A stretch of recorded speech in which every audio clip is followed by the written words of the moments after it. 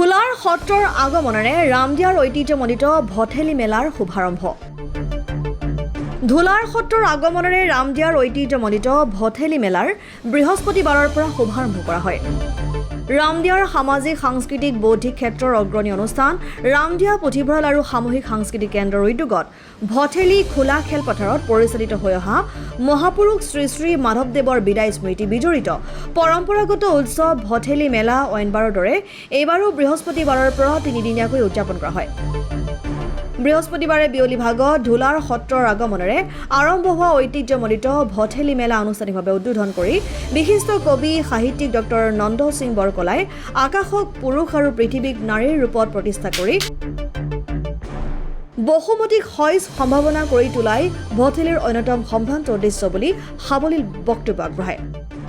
মুখ্য বন্তি প্ৰজ্বলনেৰে বিশিষ্ট অতিথিৰ আসন অলংকৃত কৰে শুৱালকুছি বুধৰাম মাধৱ সত্ৰাধিকাৰ মহাবিদ্যালয়ৰ ভাৰপ্ৰাপ্ত অধ্যক্ষ নিহাৰ ৰঞ্জন কলিতাই।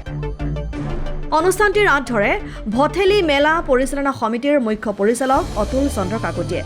উক্ত কাৰ্যসূচীত বিশিষ্ট অধ্যাপিকা অনিমা বৈশ্য, ৰামদিয়া পুথিভঁৰাল আৰু সামূহিক সাংস্কৃতিক কেন্দ্ৰৰ সভাপতি উমেশ চন্দ্ৰ মেধি, কাৰ্যকৰী সভাপতি ভৱিন চন্দ্ৰ ভৰালী, সম্পাদক কংকন দাস আৰু অঞ্চলটোৰ বিভিন্ন অনুষ্ঠান প্ৰতিষ্ঠানৰ শতাধিক ভকত বৈষ্ণৱ লোক উপস্থিত থাকে।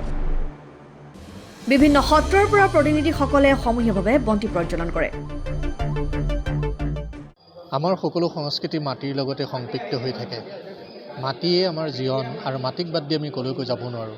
আমাৰ ভাৰতবৰ্ষৰ প্ৰাচীন সনাতন প্ৰমূল্যৰ লগত জীয়াই থকা যিবোৰ উৎসৱ আছে সেই সকলোবোৰ উৎসৱেই মাটিক কেন্দ্ৰ কৰি হয়। ভঠেলি প্ৰজনন উৎসৱ, ইয়াত 400 বছৰতকৈ অধিক কাল এটা উৎসৱক এই ৰামদিয়া অঞ্চলৰ ৰাইজে তুলি তালি ডাঙৰ দীঘল কৰি দিহিঙে দিপাঙে ইয়াৰ বতৰা বিলাবলৈ চেষ্টা কৰি থকা কথাটো দৰাচলতে এক ঐতিহাসিক ঘটনাত পৰিণত হৈছে। আৰু মই ভাবোঁ এই ঐতিহাসিক ঘটনাক নতুন প্ৰজন্মই নতুন দৃষ্টিৰে বিজ্ঞানসন্মত চেতনাৰ সৈতে গৱেষণালব্ধতাৰে মানুহৰ মাজলৈ লৈ যাব বুলি আশা কৰিছোঁ। আৰু ইয়াৰ দ্বাৰাই ৰামদিয়া হাজোৰ বৃহত্তৰ অঞ্চলটো মানুহৰ মাজত সমাদৃত হৈ থাকিব। আৰু আজি এই অনুষ্ঠানলৈ আহি মই কৃষ্ণ যি দৰ্শন হ'ল, কৃষ্ণৰ যি শোভাযাত্ৰা হ'ল, এই কৃষ্ণই ভাৰতৰ সংস্কৃতিৰ অন্যতম পুৰুষ। আৰু এই কৃষ্ণক বাদ দি ভাৰতীয় যিটো সাংস্কৃতিক জীৱন সেইটোক আমি কল্পনা কৰিব নোৱাৰোঁ।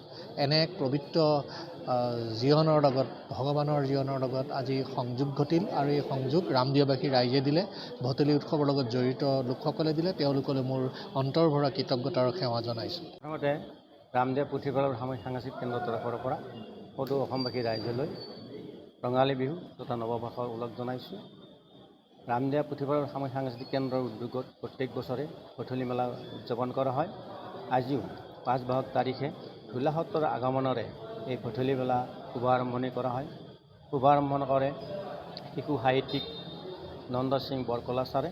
লগতে বিশিষ্ট অতিথি হিচাপে আমাৰ মাজত উপস্থিত থাকে বুধৰাম মাধৱ সত্ৰাধিকাৰ মহাবিদ্যালয়ৰ অধ্যক্ষ নিহাৰ ৰঞ্জন কলিতা ছাৰে। আৰু এই ধুলা সত্ৰৰ আগমনত সমূহ ৰামদিয়াবাসী ৰাইজৰ ভকতবৃন্দই আহি বন্তি প্ৰজ্বলন কৰি আজিৰ এই শুভাৰম্ভণি কাৰ্যসূচী সম্পন্ন কৰে। ৰামদিয়া পুথিভঁৰাল সামূহিক সাংস্কৃতিক কেন্দ্ৰৰ উদ্যোগত 3দিনীয়া কাৰ্যসূচীৰে 5, 6, 7 বহাগত ভঠেলি মেলা উদযাপন কৰা হৈছে।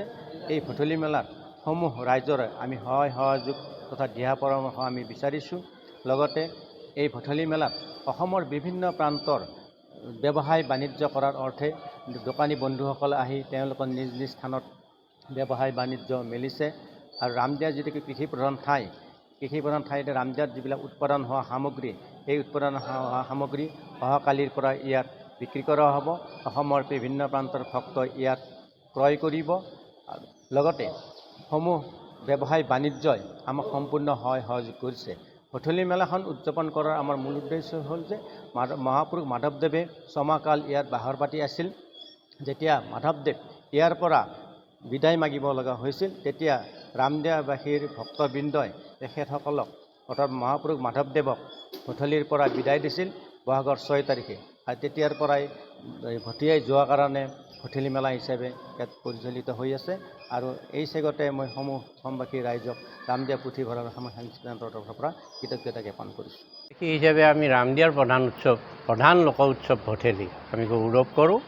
মহাপুৰুষ মাধৱদেৱৰ পদৰেণু ৰঞ্জিত এই পবিত্ৰ ভঠেলি খোলাৰ বাকৰিত 400 বছৰ ধৰি এই উৎসৱ চলি আছে।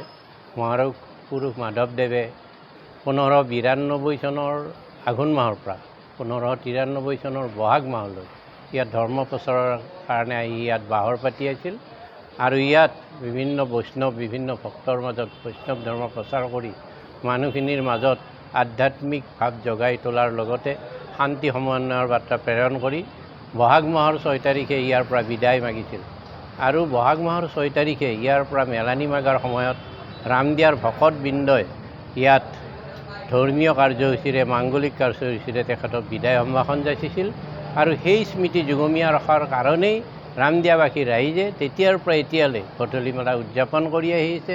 সময়ৰ লগত খোজ মিলাই ইয়াত হয়তো কিছু পৰিৱৰ্তন হৈছে। ৰামদিয়া সত্ৰ নগৰী আপোনালোকে জানে, এই সত্ৰৰ প্ৰায় 18খন বিগ্ৰহ ইয়াত অহাকালি 6 বহাগত ইয়াত সমবেত হ'ব। আয়তীসকল বাপু ভকতসকলৰ শংখ ঘণ্টাৰ ধ্বনিৰে ইয়াক আদৰি আনিব। অসমৰ ভিন্ন প্ৰান্তৰ পৰা ভক্তপ্ৰাণ ৰাইজে এই বিগ্ৰহ মণ্ডপত উপস্থিত হৈ আশীষ গ্ৰহণ কৰিব। তেখেতসকলৰ মনোবাঞ্ছা পূৰণ হোৱা বুলি তেখেতে বিশ্বাস কৰে ৰাইজে।